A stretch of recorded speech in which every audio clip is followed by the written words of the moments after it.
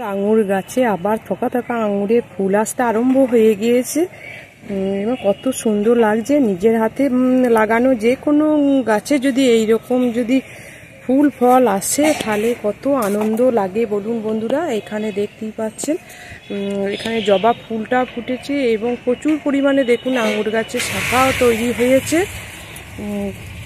এইখানটায় দেখুন এইখানেও আঙুর আসতে আরম্ভ হয়েছে।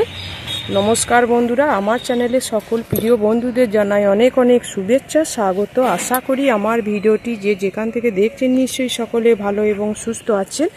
বন্ধুরা, আজকে আমি যেটা তুলে ধরবো সেটা হচ্ছে, দেখতেই পারলেন যে আমার আঙুর গাছে আঙুরে ফুল আসতে আরম্ভ হয়েছে। আজকে আমি কি পরিচর্যা করব সেটা আমি তুলে ধরছি আপনাদের কাছে। আপনাদের কাছে যদি আঙুর গাছ থাকে তাহলে এইভাবে পরিচর্যা করতে পারেন। আঙুর গাছে প্রচুর পরিমাণে জলের প্রয়োজন হয়, তাই আপনারা মাটিটা যেন ময়েস থাকে, যেন শুকিয়ে যাতে না যায় সেই চেষ্টা করবেন। আর 7 থেকে 8 ঘন্টা রোদ পাওয়া যায় সেই রকম জায়গায় আঙুর গাছ লাগাবেন। আর একটু আঙুর গাছ যখন বসাবেন বন্ধুরা, সেখানে বেলে দোআঁশ মাটি, গোবর সার অথবা ভার্মিকম্পোস্ট বা পাতা পচা সার, তার সঙ্গে হাফ যেন বালি নেবেন। এই বালি মাটিতে আঙুর গাছ খুবই ভালো হয়। আমি বালির ভাগটা এটাতে বেশি দিয়েছি। দেখুন প্রচুর পরিমাণে শাখা তৈরি হয়েছে এবং ডালপালা তৈরি হয়েছে এবং প্রচুর পরিমাণে এবং আসবে আঙুর। তার আগে দেখুন এইরকম একটা বোতল ভাঙা আমি দিয়ে দিয়েছি, তলায় অসংখ্য ফুটো আছে আর এইভাবে কেটে দিয়েছি। এর মধ্যে আমি যেহেতু আঙুর আসতে আরম্ভ হয়েছে, তার আগে তো আমি মিক্স খাবার এই আঙুর গাছের দিয়ে দিয়েছি। সেটা সমস্ত রকম মিক্স খাবার আপনাদের যদি তৈরি থাকেও দিতে পারেন, আর যদি না থাকে তৈরি করে আপনারা দিয়ে দেবেন। গোবর সার দেবেন, হাড় গুঁড়ো, শিংকুচি, সরিষার খোল, নিম খোল, ম্যাগনেসিয়াম সালফেট, একটু ফাঙ্গিসাইড, এইসব দিয়ে একটু তৈরি করে রেখে দেবেন। আগে থেকে তৈরি করে রাখলে গাছ সরাসরি গ্রহণ করতে পারবে। আর আজকে আমি যেটা দেবো বন্ধুরা, এই দেখুন এখানে ডিমের খোসা আছে আর এখানে আছে এটা হচ্ছে একটা মিক্স খাবার, একটু অল্প করে দেবো। আর এইখানে আছে দেখুন এইখানে বাসি ভাত আছে আর একটা আলু সেদ্ধ আছে। আর এই চিংড়ি মাছের খোলা, এই চিংড়ি মাছের খোলায় প্রচুর পরিমাণে ক্যালসিয়াম এবং ফসফরাস আছে। আর এইখানে আছে সমস্ত রকম শুকনো সবজির খোসা, এইগুলো আমি এই বোতলের মধ্যে ভরবো। তার সঙ্গে একটু এই দেখুন বন্ধুরা, এটা নিম পাতা আছে। এই নিম পাতাটা দিয়ে দিলে কোনো রকম যে এই পোকামাকড় বা পিঁমড়ের উৎপাতটা হবে না। তাহলে এইখানে আমি আজকে দেখুন, তাহলে এই যে ড্রেনেজ সিস্টেমটা ভালো করার জন্য আমি এখানে শুকনো পাতা, ঘাস, লতা পাতা দিয়ে দিয়েছি। এইখানে আপনারা কোকোপিট দিয়ে দিতে পারেন, তাহলে ড্রেনেজ সিস্টেমটা ভালো থাকবে। সরাসরি এই যে নানা রকম আমরা যে খাবারটা দেবো 20 থেকে 25 দিন অন্তর, তাহলে সরাসরি ওই যে লিকুইডটা গাছ সরাসরি গ্রহণ করতে পারবে এবং গাছটা হেলদি থাকবে। আমাদের খাটুনি এবং অনেকটা চিন্তা এটা দূর হয়ে যাবে। এই পদ্ধতিটা আপনারা করবেন। দেখুন এবার আমি আজকে কীরকম করে দিচ্ছি তার আগে তো আমি বলেই দিলাম। এই রকম বোতল আপনারা কেটে নেবেন। তারপর এখানে আমি দেবো 1 মুঠো দেবো এইখানে এই যে শুকনো সবজির খোসা। এখানে টাটকা সবজির খোসাও আপনারা দিয়ে দিতে পারেন। সমস্ত রকম সবজির খোসা দিয়ে দেবেন, এইভাবে দিয়ে দেবেন। গাছটাকে আরও, গাছের ফলগুলোকে আরও হিষ্টপুষ্ট করার জন্যে, যাতে ফল ঝরে যাতে না যায়, তার জন্য আমাকে এই খাবারটা অবশ্যই দিতে হবে। তার সঙ্গে এখানে একটু ডিমের খোসা গুঁড়ো এইখানে দিয়ে দিচ্ছি।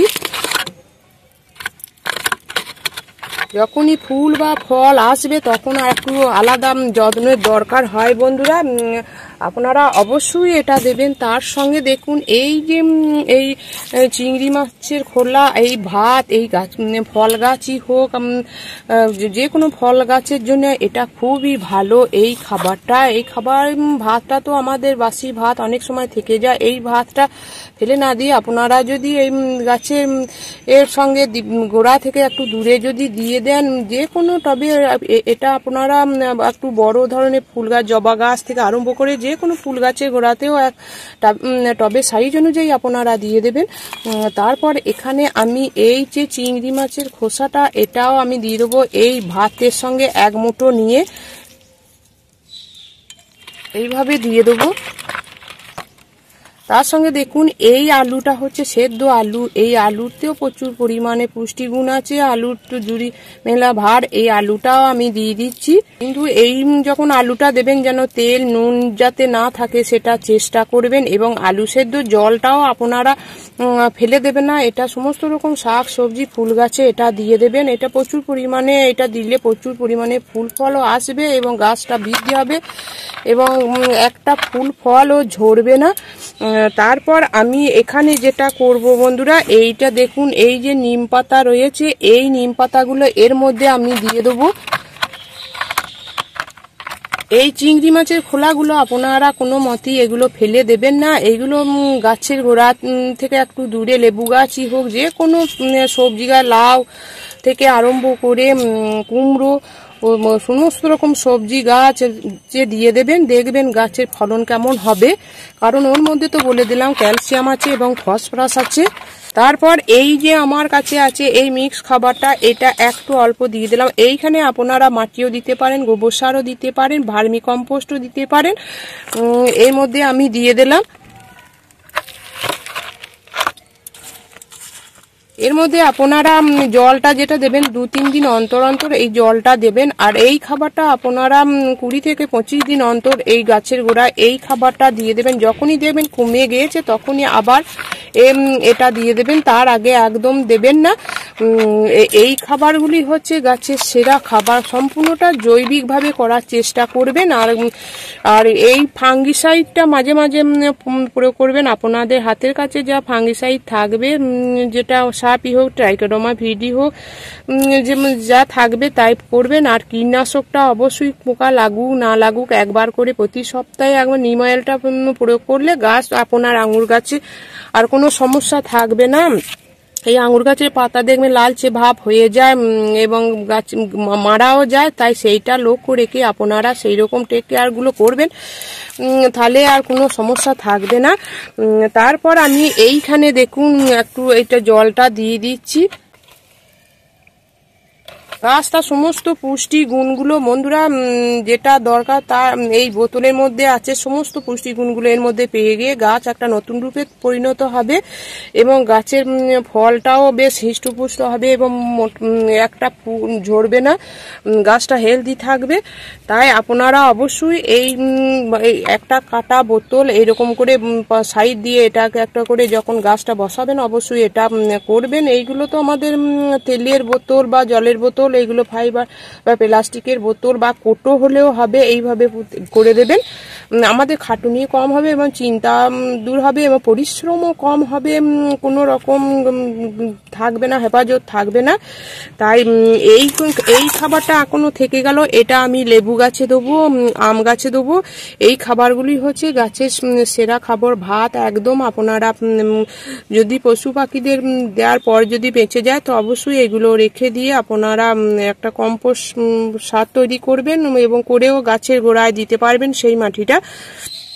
তাই যে সমস্ত বন্ধুরা আমার ভিডিওটি এতক্ষণ ধরে দেখলেন, নিশ্চয়ই আমার ভিডিওটি ভালো লেগেছে। যদি নতুন ছাদ বাগানি বন্ধু হয়ে থাকেন তাহলে আমার এই চ্যানেলটিকে অবশ্যই সাবস্ক্রাইব করে নেবেন আর সাবস্ক্রাইব করে পাশে থাকবেন, আর অবশ্যই আমাকে কমেন্ট করবেন।